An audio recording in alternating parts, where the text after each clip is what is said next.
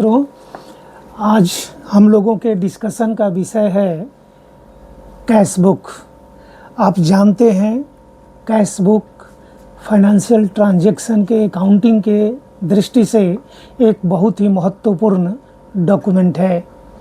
कभी भी ऑडिटर जब आते हैं तो वो सबसे पहले कैश बुक देखते हैं। कैश बुक से वो ऑफिस के हर फाइल तक उनकी पहुंच होती है, क्योंकि फाइल में ट्रांजैक्शन का अन्य कार्य होता है, लेकिन कौन कौन ट्रांजैक्शन हुआ ये कैश बुक में दर्ज किया जाता है। वहीं से सुराग ले करके और वो पीछे तक ऑफिस के अलमीरा तक जा कर के आपसे फाइल ले सकते हैं। इसीलिए कैश बुक का ऑडिट के लिए ऑफिस का आईना कहा जाता है।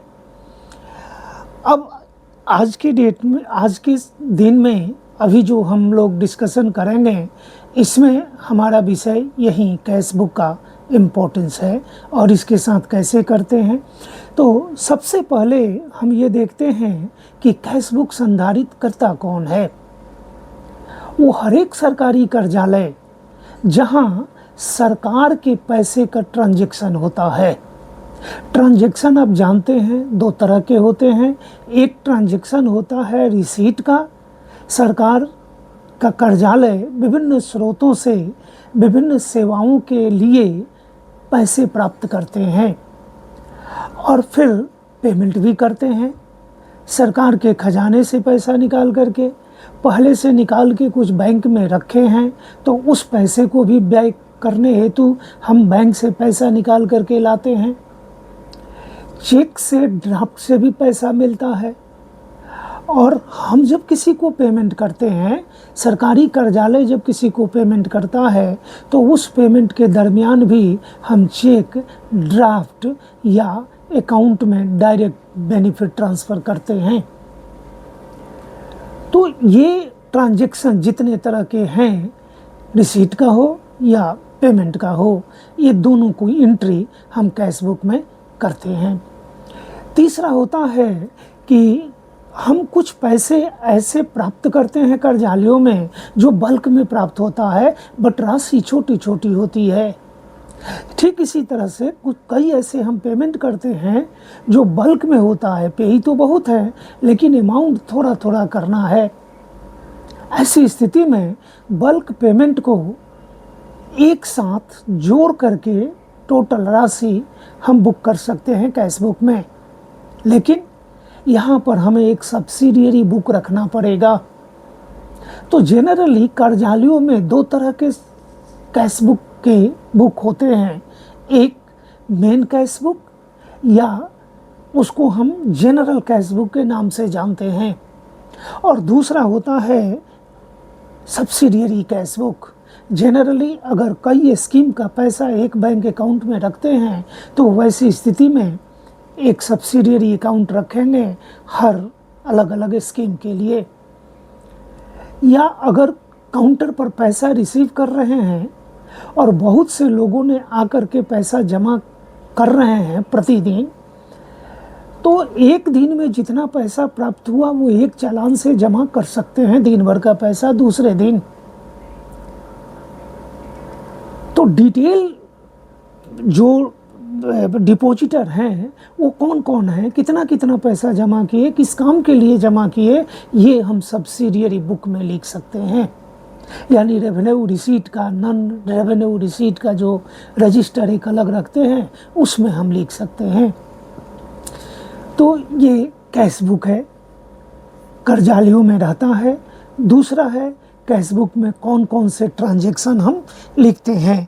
Transaction entry, receipt, payment, bulk transaction, ये सारी चीज़ें हम लिखते हैं कैश बुक में।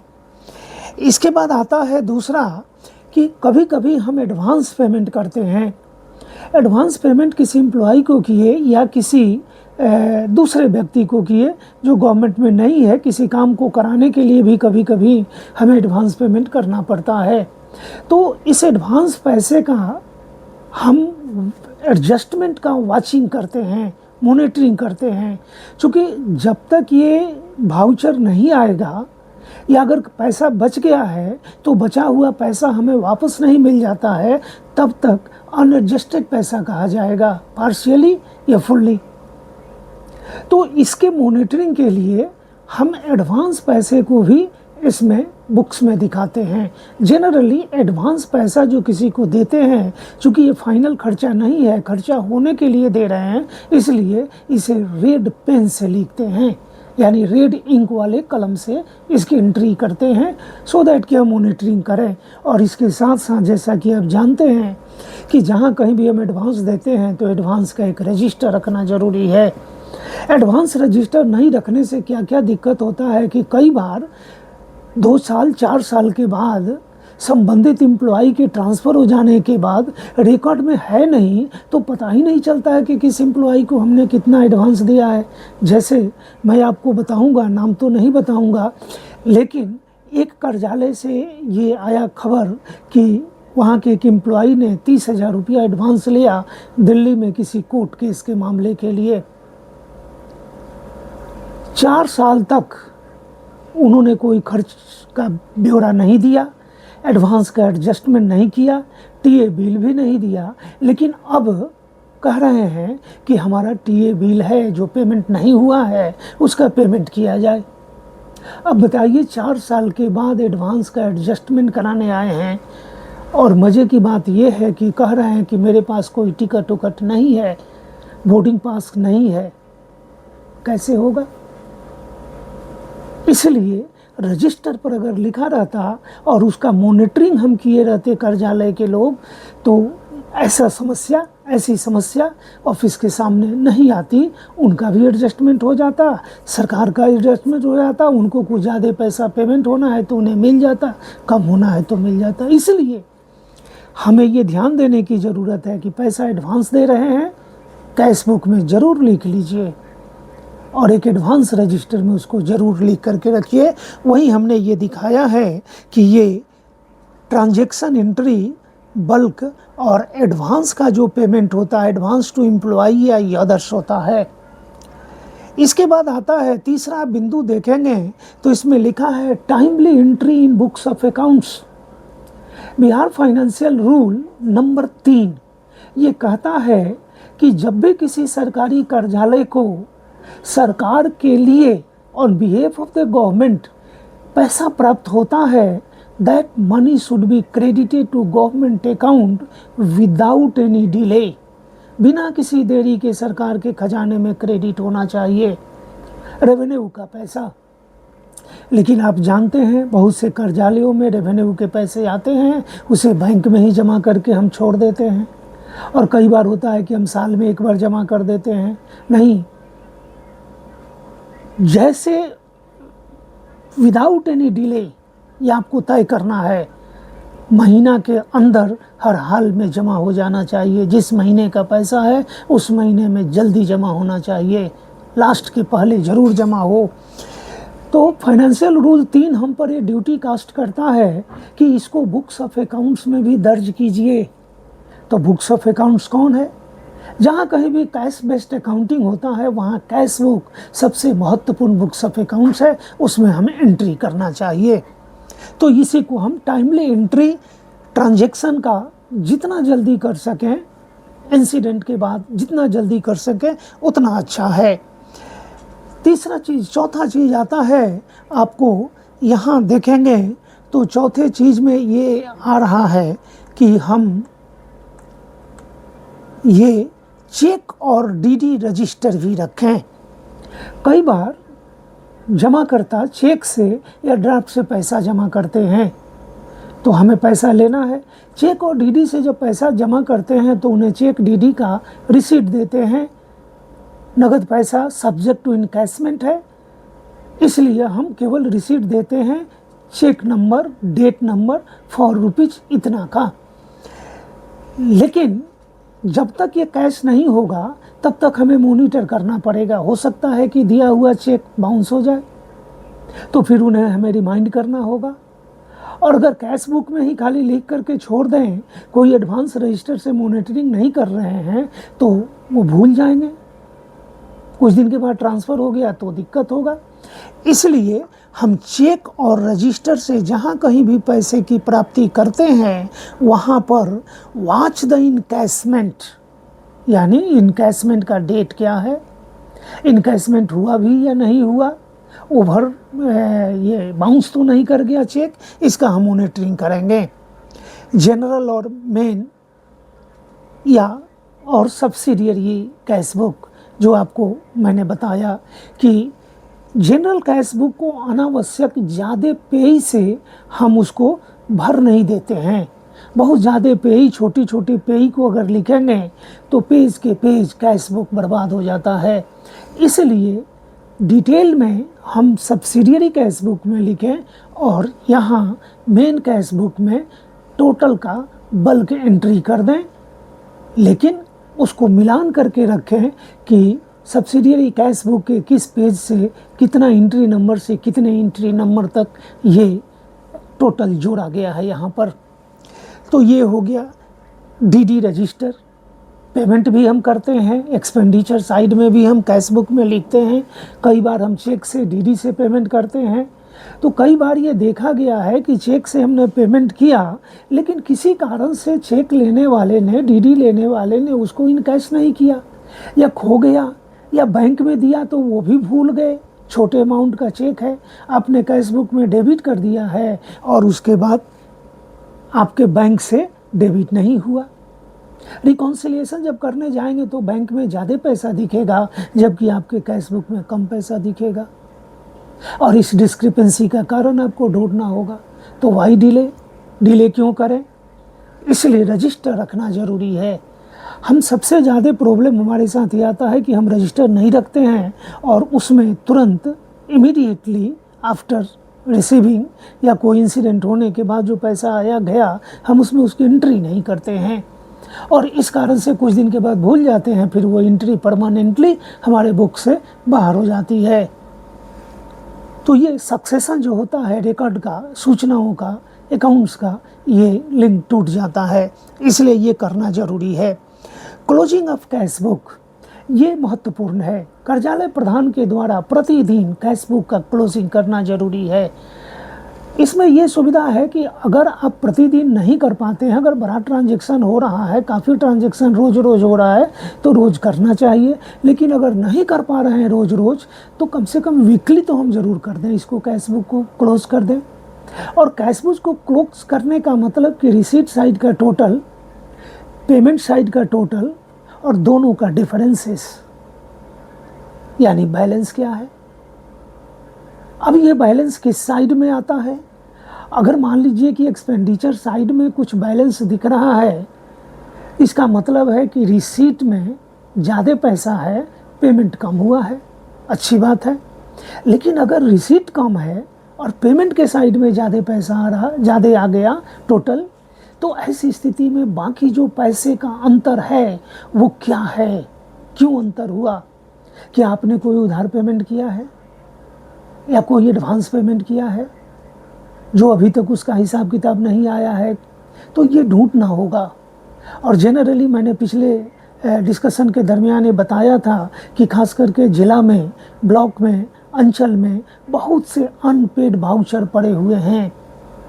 अनपेड वाउचर मतलब कि वाउचर पेमेंट हो गया है, बिल वाउचर बन गया है और ट्रेजरी जो बैंक अकाउंट में पैसा है उसे पेमेंट भी कर दिया गया है, लेकिन अलॉटमेंट के अगेंस्ट अभी निकासी नहीं हो रही है, नहीं हो पाई है, चूँकि अलॉटमेंट मिल नहीं रहा है। और बात सही है, अलॉटमेंट मिलने में काफ़ी कठिनाई होगी। No one will be ready to give allotment against dues payment of 10 और 20 ईयर और 40 ईयर एगो। ये हमें ये सोचना होगा। इसलिए क्लोजिंग करें ज़रूर, और जो बैलेंस बचा इसका वेरिफिकेशन करते हैं। वेरिफिकेशन एंड रिकॉन्सिलिएशन ये डीडीओ की एक महत्वपूर्ण जिम्मेवारी है।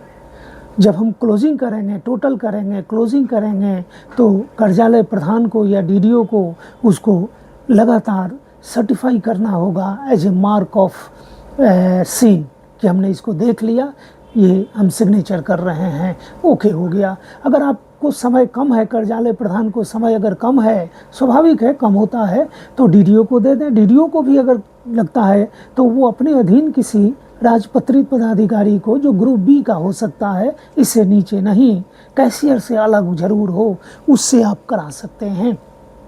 इसी तरह से रिकॉन्सिलिएशन और वेरिफिकेशन करने की बारी आती है।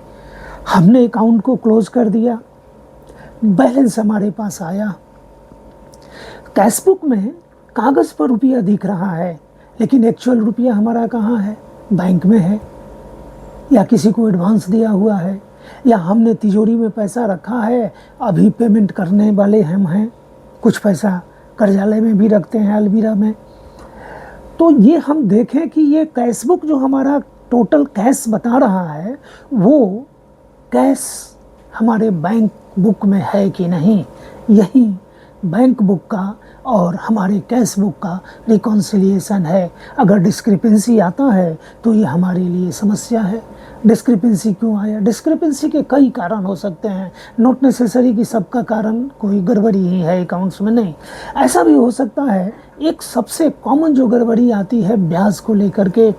देखिए, एकदम ये दिमाग में हम बसा लें, ये सारा पैसा जो आप या कर्जालियों के बैंक अकाउंट में रखा गया है, ये पैसा सरकार का है।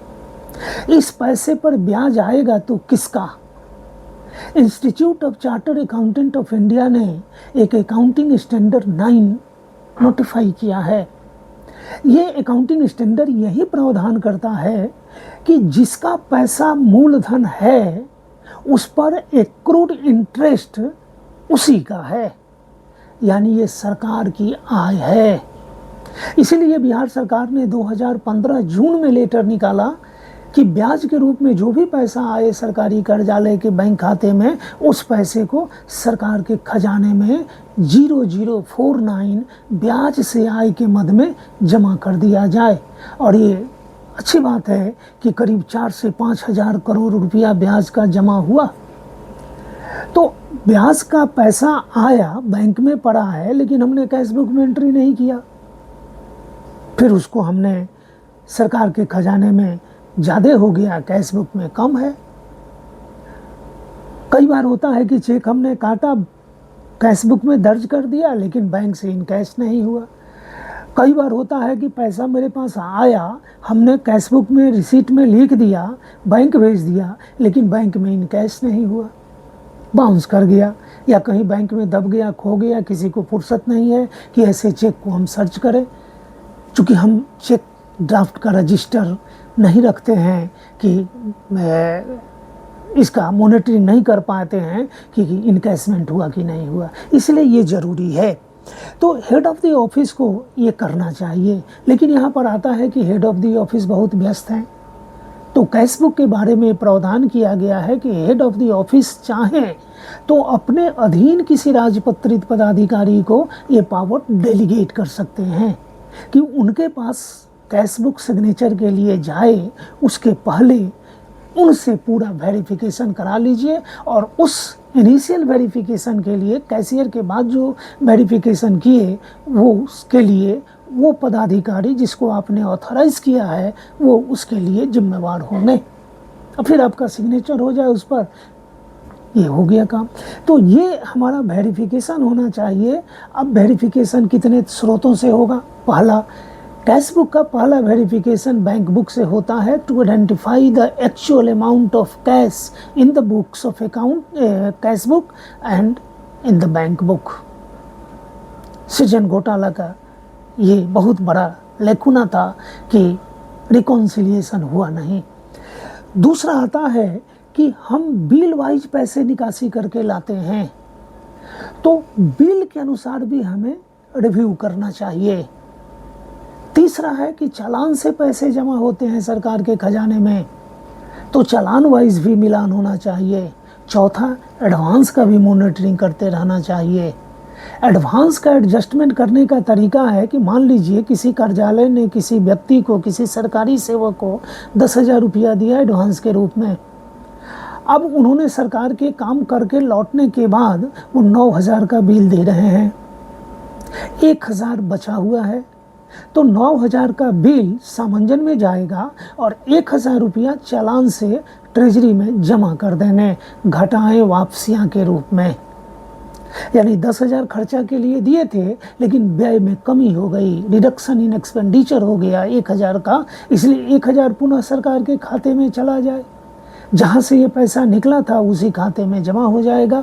इस संबंध में हम एक दिन विस्तृत रूप में बताएंगे, क्योंकि फील्ड में इसकी जानकारी की कमी है। तो 9,000 का बिल, 1,000 का चालान, 10,000 एडजस्टमेंट हो गया, कैश बुक में फाइनल एंट्री हो गया। वो 1,000 जो लिए वो बाएं तरफ रिसीट में लिखेंगे और दाएं तरफ 10,000 रुपया 9,000 रुपया को एडजस्ट कर देंगे और 1,000 को चालान से दिखा देंगे जमा। तो ये हमारा हुआ कि हेड ऑफ द ऑफिस या उनके द्वारा ऑथराइज्ड कोई व्यक्ति कैसे वेरिफिकेशन करे और उनका रिकॉन्सिलिएशन करे। फिर सब्सिडरी बुक से भी हमें मिलान कर लेना होगा। इसके बाद आता है कि कैश बुक में जनरली कोई कटिंग, इरोजन या ओवर राइटिंग नहीं होना चाहिए। अगर मान लीजिए कि आपको कहीं लगता है कि ऐसा कटिंग करना ज़रूरी है, तो एक लाइन रेड पेन से एक लाइन में उसको हॉरिजॉन्टली क्रॉस कर दें और फिर जो करेक्ट फिगर है वो रेड में वहाँ लिख दें, ताकि जो काट करके आपने रिप्लेस किया है, जिसको सब्स्टिट्यूट किया है, वो क्या है वो दिखना चाहिए। दोनों फिगर दिखना चाहिए, एक बिना कटे हुए जो सही है, सुधार करने के बाद आया है, और दूसरा वो जो गलत था जिसको हमने काटा। ये तभी संभव है जो क्रॉस द एंट्री हम उसको पैरेलली एक लाइन में रेड से लाइनें खींच दें तो ये हो जाएगा। तो ये कटिंग, इरोजन एंट्री नहीं करना है। ये कैश बुक का बहुत बड़ा डिफेक्ट है अगर उसमें आपने कोई गलती कर दिया। दूसरा एक चीज़ है कि किसी दिन अगर कोई पैसा नहीं आया तो आप उसको खाली नहीं छोड़ें, वहाँ भी रेड पेन से एक क्रॉस द रो लंबा लाइन खींच दें। नहीं ट्रांजैक्शन हुआ, शून्य ये लिख देना होगा। नहीं तो हो सकता है कि कोई बैंक डेटिंग करके कैश बुक को एडजस्ट कर ले, इसलिए ये कैश बुक के मेंटेनेंस के अगेंस्ट है, इसलिए इसका प्रावधान किया गया। दूसरा जो सबसे महत्वपूर्ण, अगला सबसे महत्वपूर्ण, no mixing of government money with own और नॉन गवर्नमेंट मनी। एकदम हम ये दिमाग में बैठा लें कि कभी भी गवर्नमेंट मनी को अपने पैसे से या किसी दूसरे नॉन गवर्नमेंट पैसे से मिक्स ना करें। अक्सर सरकार के कार्यालय में होता है कि पैसा अलॉटमेंट में नहीं है या अलॉटमेंट में है भी, तो कई जगह होता है पेड बाई मी करके कोई सरकारी कार्यालय खरीदारी कर लेते हैं। कई मामलों में कार्यालय प्रधान ही, डीडीओ ही पेड बाई मी करके खरीदारी कर लेते हैं और बिल वाउचर को ये बिल क्लर्क को दे देते हैं कि ये बिल निकाल करके मेरे को पेमेंट कर दीजिए मेरे खाते में। एकदम गलत तरीका है। और कई लोग तो लाख लाख रुपया इसमें लगा करके भी कार्यालय के लिए सामान खरीदते हैं।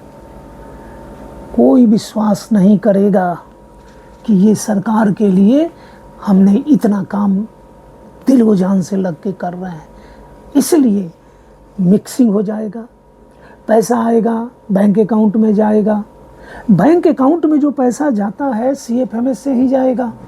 सीएफएमएस से जाएगा तो हो सकता है कि इनकम टैक्स किसी दिन नोटिस दे दे आपको कि ये पर्सनल खाते में पैसा गया है, इनकम टैक्स के रिटर्न से मिलान करें। सैलरी के रूप में उसे 5 लाख मिला है, लेकिन बाकी दूसरा पैसा उसमें 2 लाख चला गया। इनकम टैक्स तो कहेगा कि 7 लाख का रिटर्न चाहिए, लेकिन 5 लाख का रिटर्न है, नोटिस देगा। और देगा नहीं, दिया है। 3, 4, 5 लोग मेरे पास आ चुके हैं जो कहते हैं कि ऐसा पेड बाई मी करके, और इनकम टैक्स ने कहा कि ठीक है, अगर आपका रिइंबर्समेंट है, खर्च का रिइंबर्समेंट टैक्सेबल नहीं है। लेकिन इनकम टैक्स से तो पूछ सकता है ना कि ये 2 लाख रुपया अपने पास से निकाल के खर्च किए, जरा दिखाइए कि किस दिन बैंक से आपने निकाला और खर्च किया। तो निरुत्तर हो गए।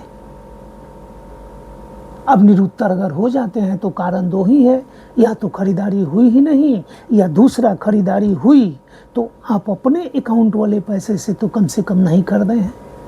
तो इनकम टैक्स में जस्टिफाई करना पड़ेगा कि ये पैसा आपको कहाँ से आया, कि खरीदारी कर लिए और रिइंबर्समेंट का दावा। खर्चा का प्रमाण चाहिए रिइंबर्समेंट के लिए, कि आपने ये खर्चा जो किया था वो खर्चा का प्रमाण हमको दीजिए, और तो ये दिक्कत हो सकता है। इसलिए कहीं भी इस तरह के पैसे को लेने की ज़रूरत है।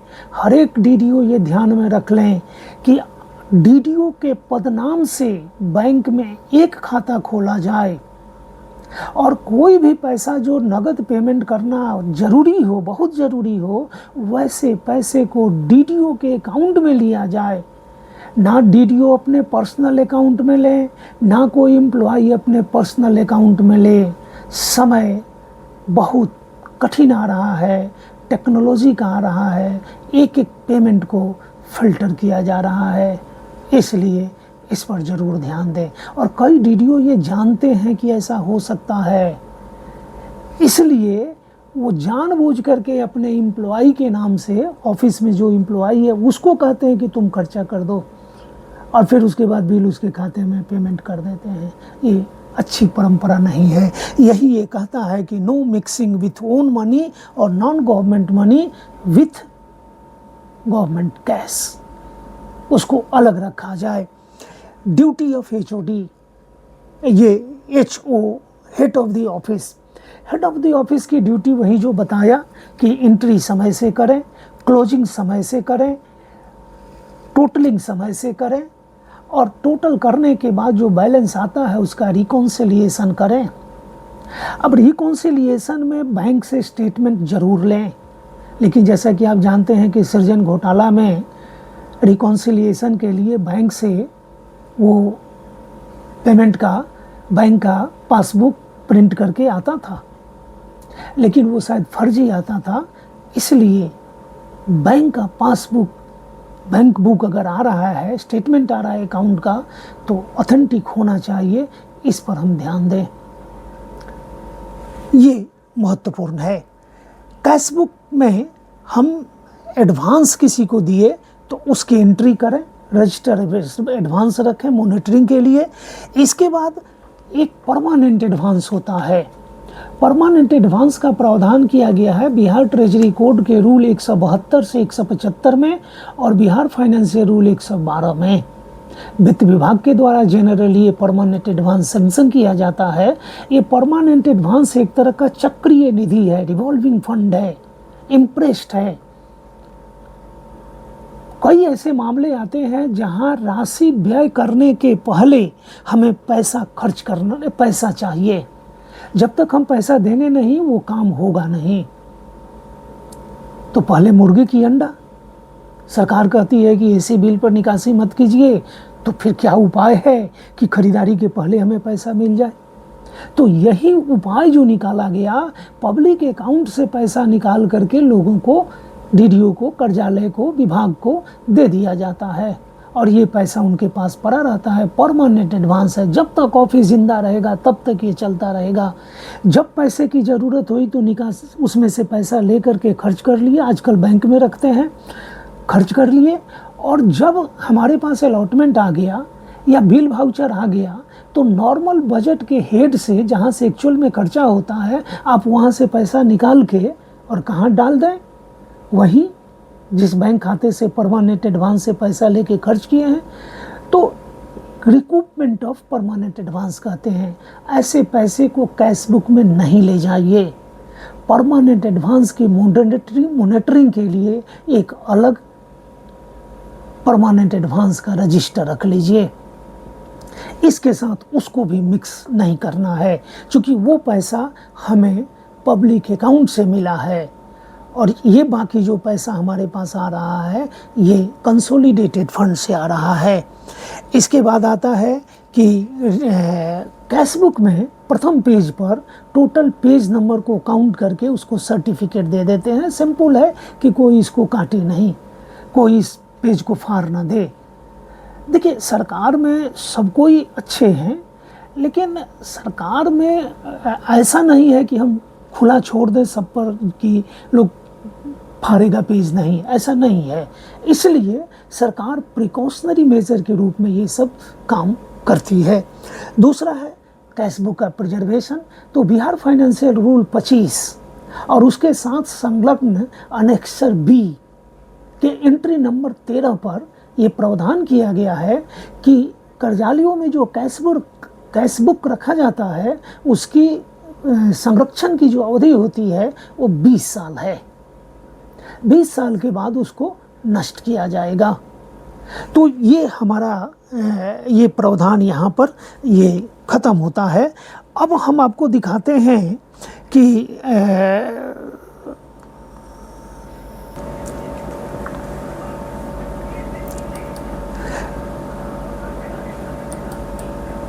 देखिए, ये एक कैश बुक का फॉर्मेट है। आज के समय में कैश बुक 3 तरह से रखा जाता है। एक कैश बुक होता है सिंगल कॉलम। सिंगल कॉलम माने कितना पैसा आया हम उसकी एंट्री करेंगे। एक 2 कॉलम कैश बुक भी है और अभी एक 3 कॉलम कैश बुक भी है। तो हम अभी सिंगल कॉलम कैश बुक के माध्यम से ही ये काम करते हैं। तो ये कैश बुक जो हमारा है, देखिए कैश बुक के 2 भाग होते हैं। बाएं पार्ट में रिसीट जिसे हम डेबिट कहते हैं और दाएं पार्ट पेमेंट लिखते हैं जिसको हम क्रेडिट के नाम से जानते हैं। तो फॉर्मेट में ये रिसीट का साइड है। देखिए date of receipt, particular of receipt. Particular of receipt मैंने कहाँ से आया, जैसे मान ली कि बंदूक के लाइसेंस के लिए कोई 2000 फीस जमा किया तो बंदूक के लाइसेंस के लिए राम कुमार 2000 रुपया प्राप्त। तो ये डिस्क्रिप्शन हुआ, पर्टिकुलर्स हुआ। इसके बाद अमाउंट फ्रॉम द ट्रेजरी, कई बार हम ट्रेजरी से पैसा निकाल के खर्च करने के लिए लाते हैं। अमाउंट फ्रॉम अदर सोर्स हम लेकर के आए हैं, जैसे बैंक से निकाल करके लाए या कोई और दूसरे जगह से पैसा मिला, हमारे ऊपर के कर्जालय से कोई पैसा आया इम्प्लीमेंटेशन के लिए, और यहाँ रिमार्क्स कुछ लिखना है उसके माध्यम से लिख देंगे, चेक से आया, कैश बुक से आया या जिस रूप में आया। अब यहाँ पर ओपनिंग बैलेंस लिखते हैं, कल भी पैसा आया था तो टोटल कितना है, हमने अभी उसको बैंक में जमा नहीं किया है। अगर रेवेन्यू का पैसा आपके पास यहाँ आता है तो यहाँ हमने लिखा, इसके बाद इसका टोटल किया, फिर ग्रैंड टोटल किया। इसके बाद दाहिना जो साइड है वहाँ पर हम ये लिख रहे हैं डेट ऑफ एक्सपेंडिचर, किस दिन हम व्यय कर रहे हैं, पैसा जो हमारे पास है वो किस दिन व्यय कर रहे हैं। याद रहे व्यय के लिए जो पैसा आएगा वही व्यय होगा। रेवेन्यू रिसीट के रूप में अगर कोई पैसा प्राप्त होगा तो उसे व्यय नहीं करना है। बिहार ट्रेजरी कोड का रूल 32 स्ट्रिक्टली प्रोहिबिटेड है कि कभी भी रेवेन्यू के रूप में प्राप्त पैसे को खर्च न किया जाए, जबकि कई कर्जालयों में ये खर्च हो जा रहा है। सही नहीं है, गलत है। तो हमने यहाँ किया। अब यहाँ पर क्या आता है कि रिसीट के रूप में जो मुझे पैसा आएगा इसका गंतव्य कहाँ है, सरकार के खजाने में जमा होना चाहिए। चूँकि बिहार फाइनेंशियल रूल 4 और 5 कहता है कि must be credited to government account as soon as possible. तो गवर्नमेंट के अकाउंट में क्रेडिट होगा, आउटवर्ड मूवमेंट होगा, तो आउटवर्ड मूवमेंट एक्सपेंडिचर साइड में आकर के हम लिखेंगे। तो यहाँ अगर पैसा सरकार के रेवेन्यू के रूप में प्राप्त हुआ है तो इसमें रिमार्क्स में चालान नंबर लिखेंगे, चालान से पैसा जमा हुआ होगा, चालान नंबर लिखेंगे। ऑडिटर आएगा तो इस पैसे की पहचान वो रेवेन्यू रिसीट के रूप में करेगा। स्वाभाविक है कि आपको दाहिने तरफ वो पूछेगा कि ये पैसा कहाँ गया, तो आप यहाँ लिखेंगे कि भाई देखिए इस पैसा को हमने बैंक में जमा कर दिया है, चालान नंबर की एंट्री यहाँ हम कर दिया है, ऑडिट ऑब्जेक्शन नहीं होगा। लेकिन अगर यहाँ एंट्री नहीं किए, मनी रिसीट में दिखा हुआ है लेकिन यहाँ एंट्री नहीं की, ऑब्जेक्शन का कारण है। और अगर यहाँ एंट्री करके सरकार के खजाने में नहीं जमा किए तो और बड़ी गलती हो गई कि इस पैसे को रेवेन्यू का पैसा है और आपको दाहिने तरफ एक्सपेंडिचर साइड में जाके इसे गवर्नमेंट अकाउंट में जमा करना चाहिए था, लेकिन आपने ऐसा नहीं किया, ऑडिट ऑब्जेक्शन का कारण होगा। और अगर बैंक से या ट्रेजरी से खर्च करने के लिए पैसा लाए हैं तो उसमें से आप खर्च कर रहे हैं, तो खर्च जब पैसा करते हैं तो उसका प्रमाण क्या चाहिए, वो पूछेगा कि भाई ये पैसा आया तो कहाँ गया, कहाँ है, खर्च हो गया, किस में खर्च हो गया, स्टेशनरी खरीदे थे खर्च हो गया, ठीक है, खर्च हो गया, अच्छी बात है, वाउचर दिखाइए, तो यहाँ पर वाउचर नंबर रिमार्क्स में डाल देंगे और वाउचर नंबर दिखाएंगे उसको। अगर वो संतुष्ट है तो ठीक है, नहीं तो फाइल देखेगा तो चालान की कॉपी दिखा देंगे, संतुष्ट हो जाएगा, फाइनेंशियल ऑडिट हमारा पूर्ण हो गया। यही आईना कैश बुक ये बता रहा है कि क्या क्या पैसा इधर आया और क्या क्या पैसा इधर जमा खर्च हो रहा है, आने का जाने का।